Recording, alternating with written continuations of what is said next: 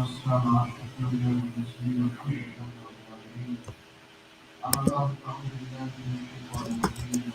بسم الله الرحمن الرحيم.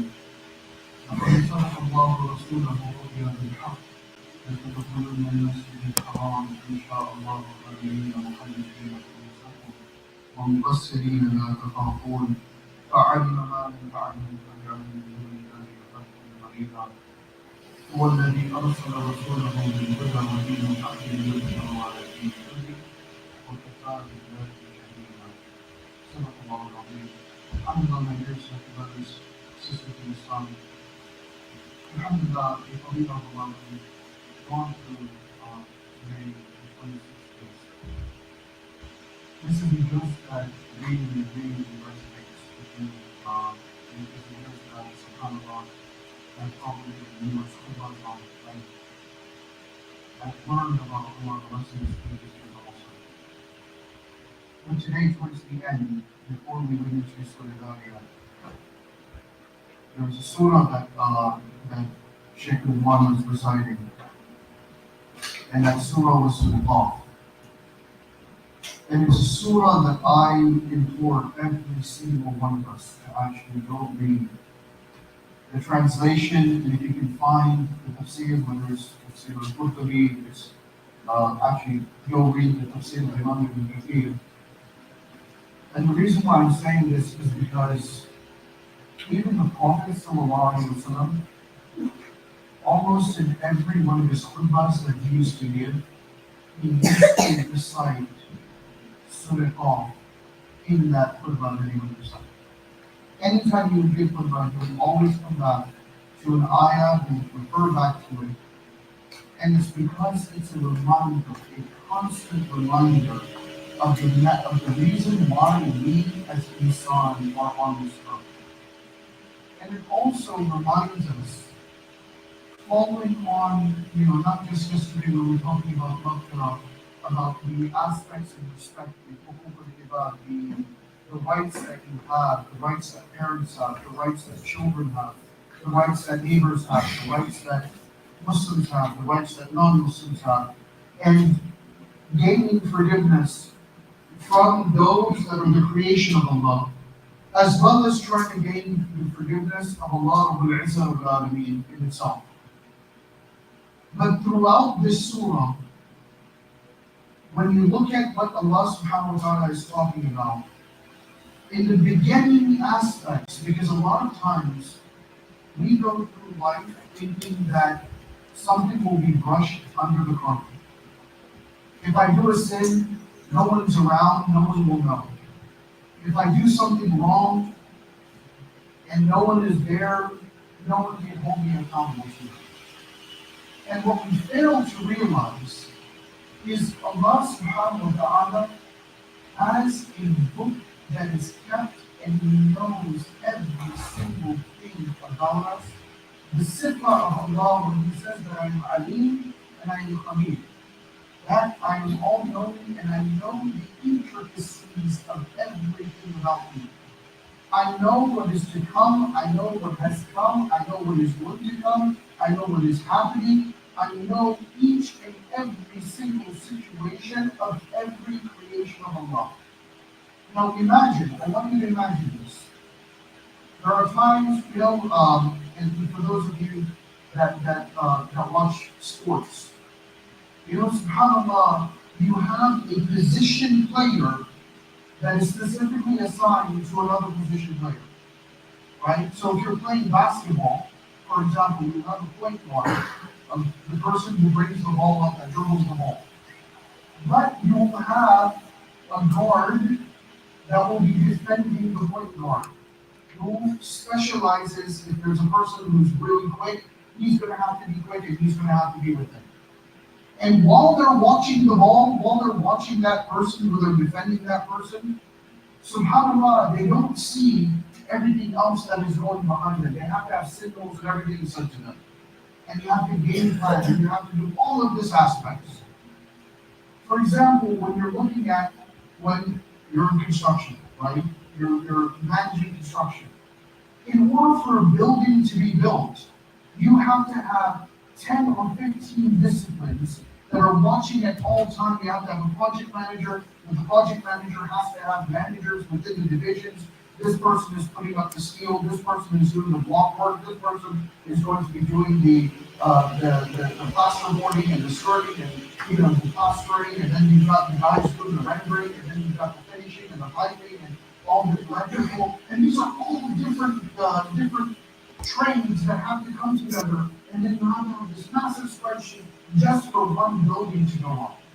But with Allah Rabbul Izzah Rabbul Alameen, with each and every one of us, Allah subhanahu wa ta'ala has appointed 2 angels that record every single thing at all times of the day. And they don't get tired. Because the angels don't sleep, they don't need to do their function is what Allah subhanahu wa ta'ala has created them for. But even with the malaika, because the only one that la ta'khudhuhu sinatun wa la nawm, that even the slumber, the first part of sleep will not come on, is Allah Rabbul Izzah Rabbul Alameen.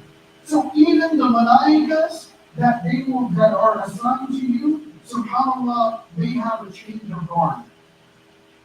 At Asr and at Fajr, they change. Another set comes, another set goes. And it's not like there's a break, there's continuation of the recording of everything that is happening with you. Everything that is going on. And the angels, what they are recording, is aspects that you are doing in your life, but the whole time that is going on, that they're doing the recording, it's not as if Allah subhanahu wa ta'ala needs the angels to be able to record this. Allah subhanahu wa ta'ala has that for a specific purpose. And we read that in Surah Qaf about what that purpose is. But before going into that purpose, now imagine Allah subhanahu wa ta'ala, if I've got every single person in the masjid, and I've got to talk to each and every one of you in order for me to understand what is happening, subhanAllah, I will spend time and hours upon hours trying to find out. But with Allah subhanahu wa ta'ala, literally Allah is saying in this surah that I know each and everything that every single creation does. If a grain of sand, how many of us have gone to a beach? All of us, right? When you walk on the beach, that's subhanAllah, even when you go, we've all experienced this. We go with our shoes, not the brightest of ideas. We go back and think, oh yeah, we just brush it off. We think our feet are completely clean. We think the shoes went up, boom, boom, boom, and everything's like that, goes clean. You get home and subhanAllah, there's still sand in your shoes. Now imagine that grain of sand. I'm not talking about that bunch of sand. A grain of sand that needs to move. For the wind to pick it up. For one grain of sand to move, it has to have the permission of Allah subhanahu wa ta'ala. How many of you guys have gone to the desert and you've gone to sand? No. When I go, and subhanAllah, every time I go, and I look at this vast sand, and I just look at it, and then you see, I've been caught in a sandstorm before, and I just see a swarm of sand just going, and my mind is just thinking, Ya Allah, every single piece of sand before it needs to move is seeking your permission. Where it lands and when it lands and how it lands, and the velocity and the speed at which it lands and which it lifts up, each and everything is in the knowledge of Allah and has to take the permission of Allah. You go inside of a forest, Allah subhanahu wa ta'ala, you're walking through that forest, you see leaves upon leaves, and you just think, for every second, every single time, for every millisecond that a leaf is about to fall, or a leaf is about to erupt and become a leaf, a bud is about to become a leaf, it has to have the permission of Allah Rabbul Izzah Rabbul Alameen for that to take place. And Allah subhanahu wa ta'ala in the second, third, fourth, fifth ayah, He talks about those that deny death. Those that deny death, that say that, who cares? Allah is going to resurrect me? They're questioning that what Allah is going to resurrect me after I'm dead? But don't you see? And they're questioning the Quran I say, don't you see what happens to the bodies when you're dead? And we see, you find skeletons, the flesh is eaten away. And I've said this before.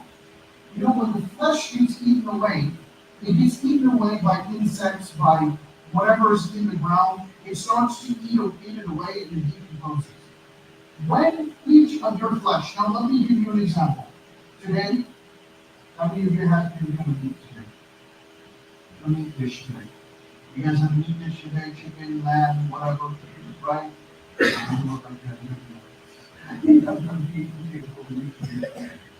No, but still, we had some sort of meat dish today, right? And I want you to think about this. You take that one piece, I'm just talking about one bite, and you chew the meat, and you swallow the meat, okay? That meat goes inside of your digestive system, it digests, hopefully.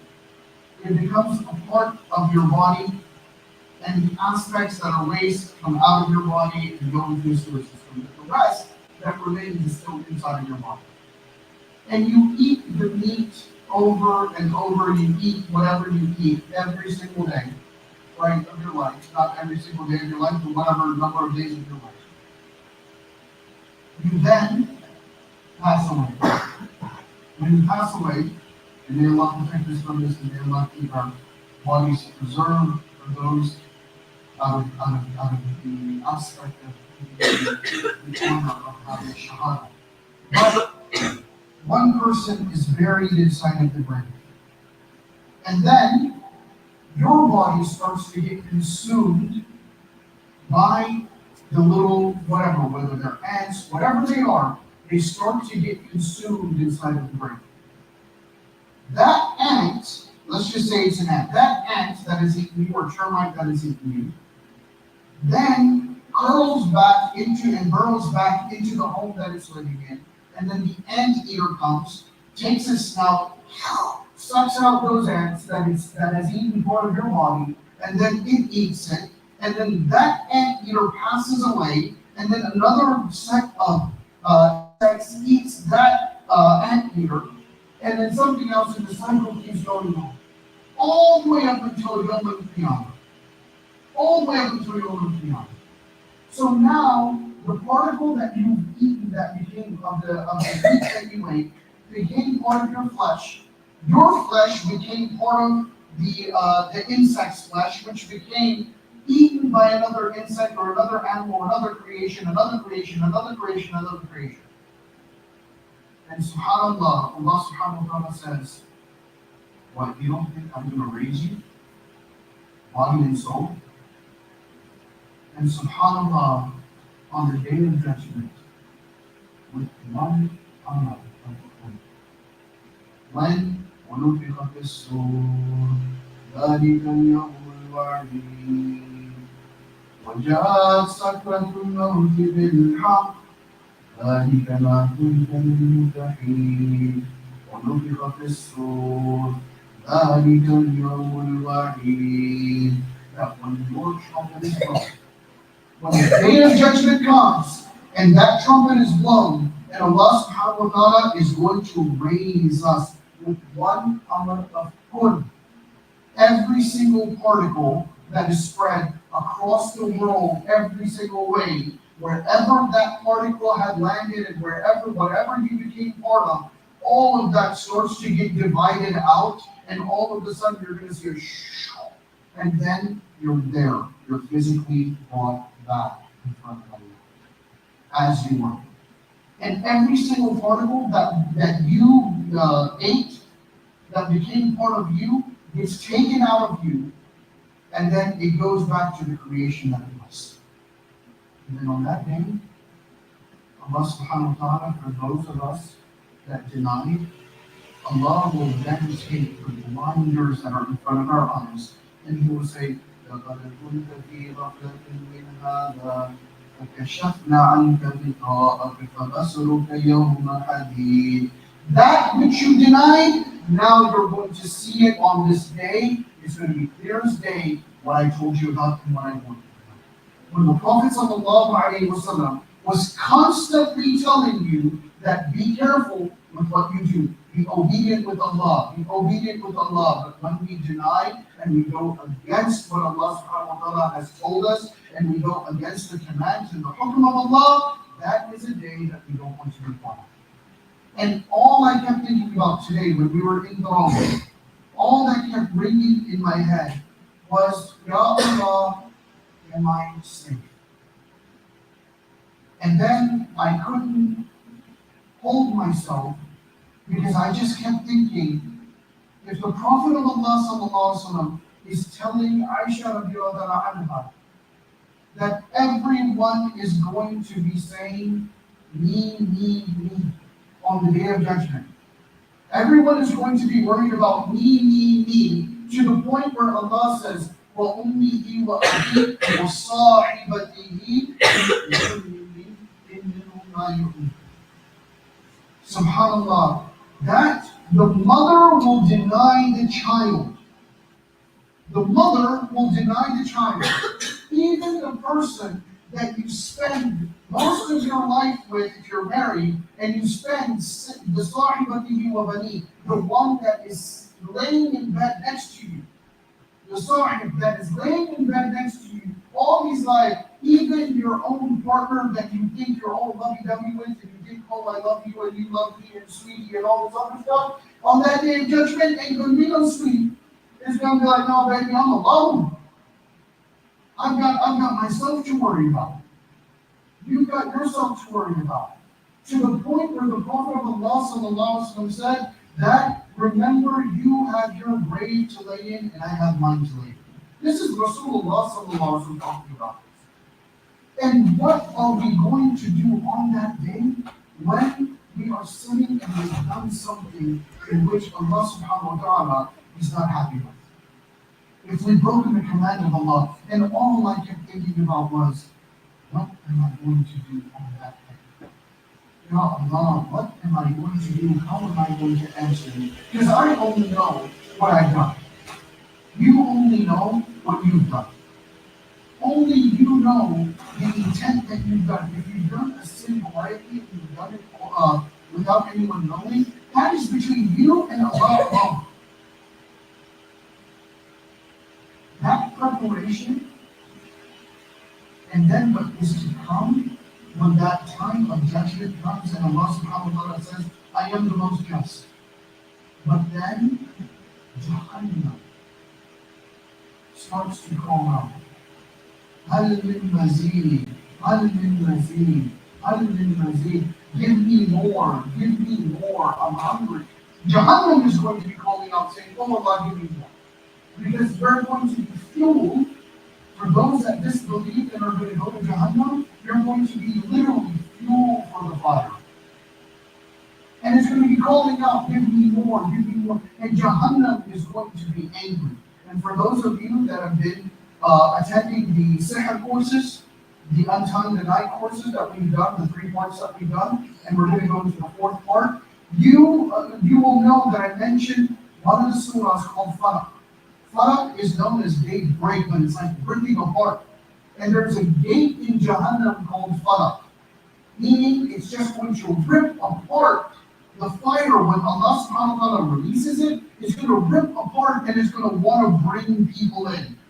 And it's going to be there just saying, just give me, until Allah subhanahu wa ta'ala is going to just put a stop to it.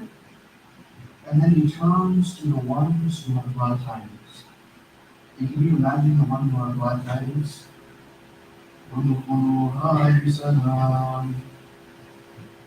Enter with peace. And some of my favorite ayahs, whenever I'm thinking about Allah and whenever I'm praying to Allah, some of the favorite ayahs that I read towards the end when I'm finishing up in Surah Ikhlas or at the end of Surah Al-Baqarah. Because I'm always seeking from Allah that Allah, please give me mutma'inna in my heart, that give me that ikmina, that comfort inside of my heart with the way in which I see you and worship you. I want Allah to say, يا أيتها النفس المطمئنة ارجعي إلى ربك راضية مرضية فادخلي في عبادي وادخلي في جنتي. Allah. Can you imagine? You are standing and you've gone through 50,000 years of Afghanistan in the heat. 50,000 years of standing in the heat. And then you have to go through, I don't even want to think about it. You have to go through standing in the court of Allah. One point there's going to be a curtain. Another point is going to be exposed in front of everyone. I mean, if we take interest-based loans or riba, the punishment of that for every penny, not just going to war with Allah and His Rasul sallallahu alaihi wasallam, but it's worse than sleeping with your mother 37 times. And some ulama say that that could be a potential punishment in front of everyone. And I used to say, why would my mom get punished if someone's mom get punished if the son did that? Imagine, for backbiting, for lying, for riba, for zina. I'm not going to go into the punishments because your money gets here. But subhanAllah, I read about these punishments that you're going to go through, and all I keep thinking about is how is someone going to deal with that pain and that embarrassment that you go through. And not just embarrassment, but torture that one goes through. And Allah subhanahu wa ta'ala, now imagine having to stand in His court and then all of a sudden your mouth is zipped. Your mouth is zipped. And then each and every limb that has committed a sin then starts to speak against you. Your own body. That same body that you were busy giving pleasure in and committing sins to give pleasure to, subhanAllah now starts to speak against you. It's like you're standing by your best friend, and you and your best friend, you all have done something, right? And it was to help your best friend out, and it was something wrong. And then all of a sudden the authorities come, and then your best friend's like, no, it was him. He did it. And you're standing there like, what are you talking about? I did it because of you. Now your body is speaking against you on that day. And it's constantly ratting you out, calling you out for everything that you've done. After you go through this, then you have to go through the mizan, the scales. Now you've got to go through the stress, the harrowing experience of one deed, bad, good deed, bad, good deed, bad deed. Just watching. And then, if you are lucky enough, if Allah has blessed you enough where your good deeds have piled up, and you're like, oh God. Then all of a sudden Allah subhanahu wa ta'ala brings a person that you spoke ill about, that you lied about, that you slandered, that you said, oh, this person is like this person's like this, when you didn't even know that and you were just slandering them. And then Allah then just brings him in front of you or her in front of you. And then Allah says, oh, by the way, do you remember this person?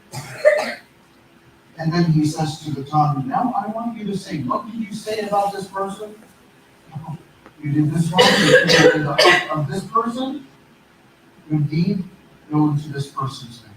And then all of a sudden the stress of seeing your deeds just decreasing and decreasing and decreasing. And then all of a sudden you come to a little bit of an equilibrium in your worrying. And that person goes, and another person comes in, and another person comes in, and another person comes in. And then if you're lucky enough, if Allah subhanahu wa ta'ala blesses you enough for you to get through that stage, then you've got to come to the stage of now having to have complete darkness, heat blazing from the bottom, and then you're having to walk on a piece of hair that is so sharp, this sword that is so sharp, that it will just slice you apart. And now you've got to walk across this bridge. And then, subhanAllah, if you didn't make proper wudu, or if you were lazy in making wudu, or if you didn't do something, if you didn't do proper wudu, now, subhanAllah, you've got no lights. You've got nothing illuminating your path to go across the bridge of Salah. And if you get across there, and you get towards the end, and the Jahannam is coming up, now you've got gates that are in front of you. And you've got to enter inside of those gates. SubhanAllah. Can you imagine the type of stress that you have to go through? All for enjoyment of you. Now let me ask you a question. You guys seem like you're religious, like is having how many years, they say you sleep half of your life, right? You're a kid up to you're 14, right? You don't hit puberty until 13, 14, sometimes. Well, let's just say between 10 and 14, right? Or 15. So 15 years gone. Average lifespan is 65 to 70 years, right? So now you've got 45 years. Divide that by 2. You've got how many? 22 and a half years, right? Of that 22 and a half years, you spend, I think they say you spend about a third of that in the bathroom, right? SubhanAllah. So now you're gone, and now you've got 15 years of life, right?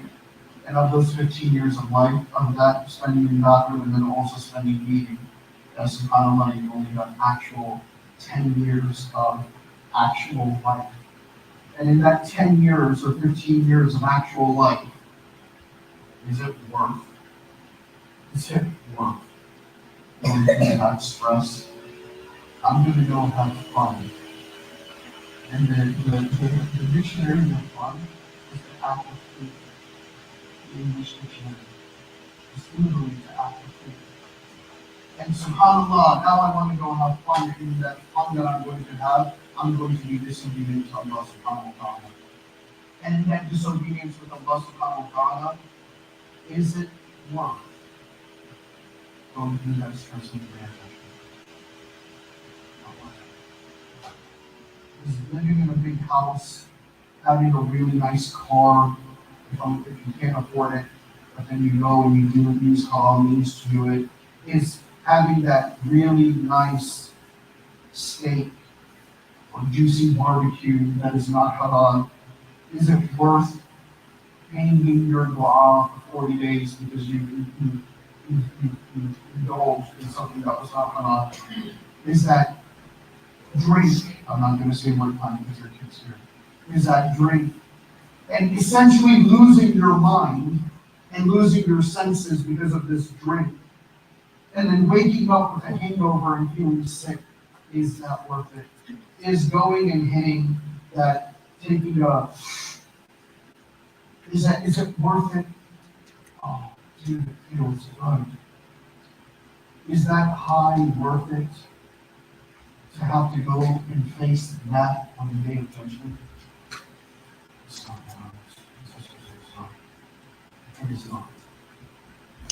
Is it worth it to be mean to someone, to speak ill about someone? It's not. It is not.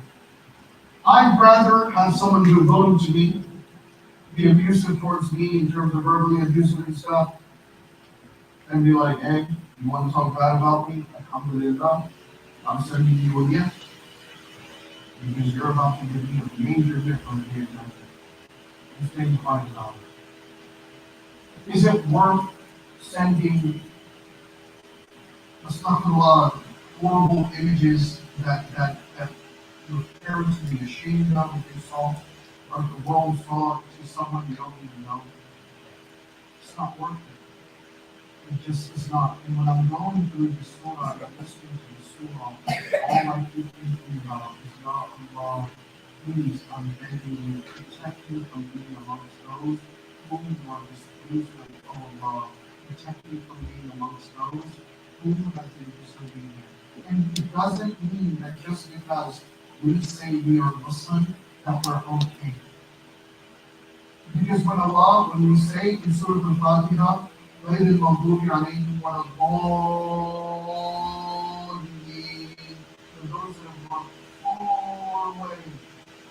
You feel good. And if you say that this person, this creation of Allah who is a prophet, is God, then your ticket is punched and you're going to heaven without any kind of questioning. Your ticket is punched. What kind of system is this? The system that Allah has given us. And if Allah has chosen us, now I want us to think about this. That's all the stuff that we need to know. Allah has given selected each and every one of us to be inside the masjid. Thursday night on a weekday, Thursday night, a working day, to worship Allah. Because that is here and to worship Him. What do you think Allah's, what do you think your condition is to Allah right now? Is it good? Is it good? Huh? Think so? It's a good sign. Now let me ask you a question. Because remember, this year's theme is practical lessons. And I always say this, how many of us, on a regular basis, because I know a lot of you guys have been in the classes where I've said, before you leave the masjid, everyone is to pray 2 rak'ahs, thanking Allah for allowing you to do this. Thanking Allah for allowing you to come into the masjid. Thanking the masjid, thanking Allah for your time. Rasulullah sallallahu alayhi wa sallam, he wakes up and he says, oh God, what is it that you're doing that I hear your footsteps ahead of you all along? I'm not doing it. And Bilal radiallahu anhu, he says that Rasulullah, I can't think of anything else except for the fact that in one narration it's he's praying for the wudu, in the other narration he's praying for the masjid. That whenever I enter inside of the masjid, I make 2 rak'ahs, thanking Allah for me to allow me to be inside. How many of us fall on that surah? The Prophet of Allah sallallahu alayhi wa sallam is giving a khutbah. And in the middle of the khutbah, a Sahabi walks in. In the middle of the Prophet khutbah, a Sahabi walks in and he sits down out of respect. Because who's speaking?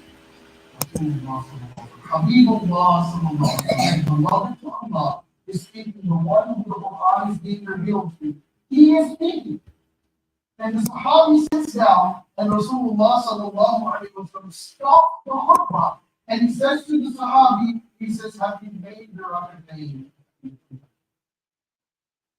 And he says, no. And he says, stand up and make your name. While he, the Nabi of Allah, sallallahu alayhi wa sallam, speaking, he is telling the Sahabi, make shukr that you are making your time.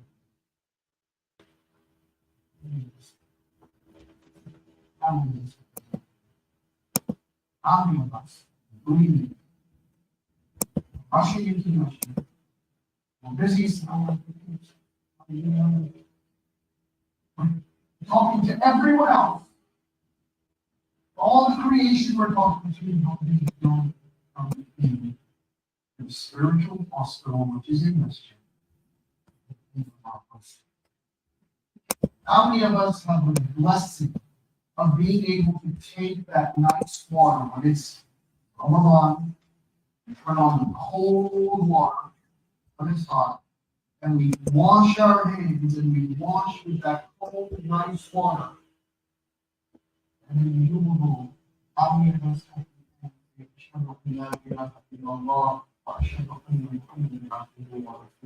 and after that, we make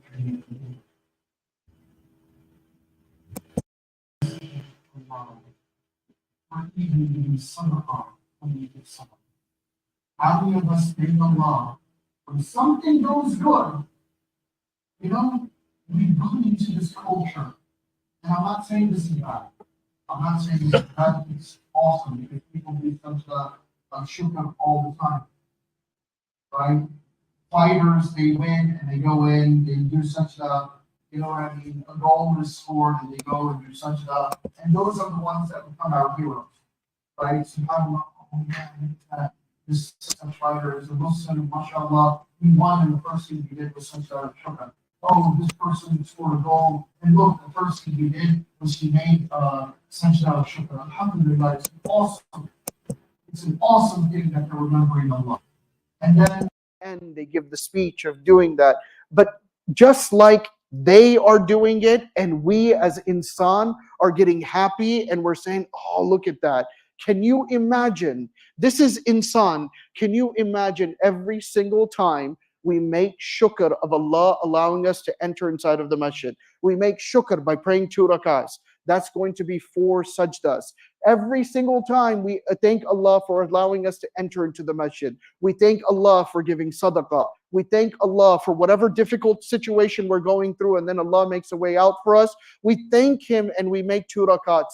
Even when something goes wrong, or we think that something didn't go in our favor or in our way, and we go and we make 2 rakats and we say, oh Allah, I thank you for whatever condition I'm in, because I don't know if that thing was going to be good for me or bad for me. And you make sajda to Allah subhanahu wa ta'ala and you make shukr to Allah. Imagine the audience. Who's the audience? It's not going to be the creation in terms of the people. The audience is going to be the malaikas. And imagine those malaikas that go back to Allah and they report it back to Allah and they say, oh Allah subhanahu wa ta'ala, today your slave has done shukr to you and he has praised you, and oh Allah subhanahu wa ta'ala, he put his head down in front of you. And Allah subhanahu wa ta'ala, in a manner of, if he loves us, Allah subhanahu wa ta'ala then responds back. He says, by my izzah and my honor, I love such and such person. Imagine he takes your name because you are doing shukr to Allah. The ayah فَذْكُرُونِي أَذْكُرْكُمْ وَاشْكُرُوا لِي وَلَا تَكْفُرُونَ is talking about this situation, that I will remember you in a better gathering than what you have, than the gathering that you have. And that's the gathering of the malaika. And then because Allah subhanahu wa ta'ala says that I love fulan fulan, then the malaikas, they will go. Jibreel alayhi salam will say, I love such and such person. I love Abdullah. I love Abdurrahman. I love Abdurrahim. I love Uthman or whatever. I love such and such person. And subhanallah, then Jibreel alayhi salam says, I love them too. And then the other malaikas say, if Allah loves them, then we love them too. Now imagine all of these malaikas are now singing your muhabba and praises. And remember, when you make dua for someone else, who makes dua for you? The angels. Now imagine when they're in a state in which they're in love with you because Allah is loving you and Allah has announced that I love that person. Imagine the type of dua that is made for you. Imagine what type of fulfillment of any kind of desire or any kind of need or hajat that you need, how Allah subhanahu wa ta'ala will start fulfilling it for you. Why? Because we start to do shukr with Allah. And I want us to get into a habit of making shukr to Allah. If you're in a horrible work condition and you've tried to get out of it, but Allah subhanahu wa ta'ala just makes you stay in, then there's something going on that Allah is doing for you, and you just go do shukr to Allah. If you are stuck in a situation where you're frustrated and you don't know how to get out of it, and you keep praying to Allah and you're asking Allah and you're still grateful to Allah, don't ever get ungrateful with Allah. That's the most dangerous thing that can happen, is if you start saying, oh Allah, why me? When you start to question and you say, oh Allah, why me? That becomes a dangerous situation.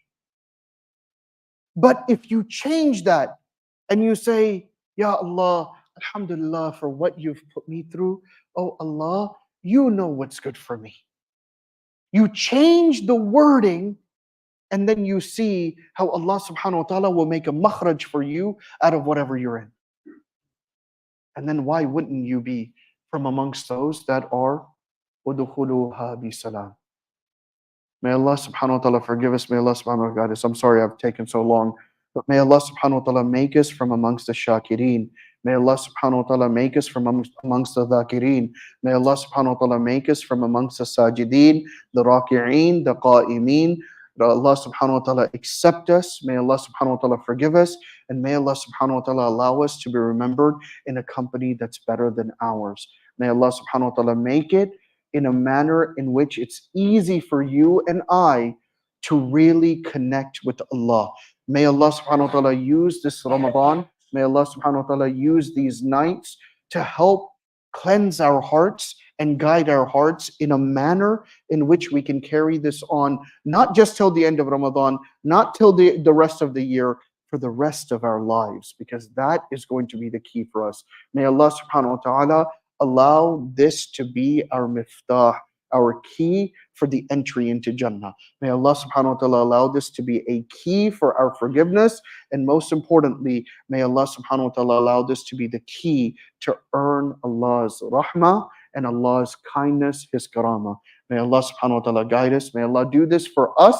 May Allah do this for our families, our children, our wives, our parents, our siblings, our relatives, the ummah of Muhammad al-Mustafa sallallahu alaihi wasallam, and may Allah bring hidayah and guidance to even those that are not Muslim, and may Allah subhanahu wa ta'ala bring peace and itminan for all of us, inshallah. Remember, for some of y'all, today is 25th, for some of y'all, it's the 26th. I don't say which night it is for me, I just say it's the last 10 nights, right? And I enjoy the last nights. But with this, what's the dua that we're supposed to be making? I can't hear you. I can't hear you guys.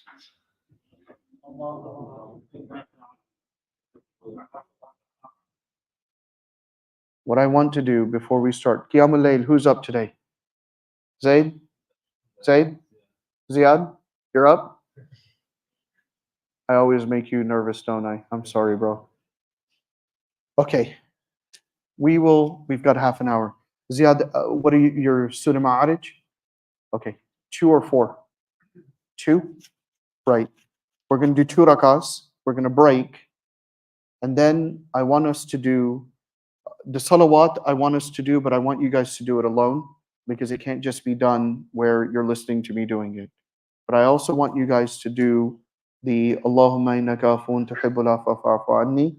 After we get done with the rakatayn, we're going to pray our own 2 rakahs, right? Shukr. Pray 2 rakahs of shukr, not just for being in the masjid, but for being Muslim. Be grateful for us to be Muslim. After we do this, inshallah, we will do dua, and we will do a little bit of the Allahumma innaka afuwwun tuhibbul afwa fa'fu anni. I want that to be so embedded on your tongue that even in your sleep you're saying this. It needs to be that ingrained inside of us, inshallah. You just constantly say it, inshallah. All right? Ziad, you ready? Bismillah. Let's go, inshallah.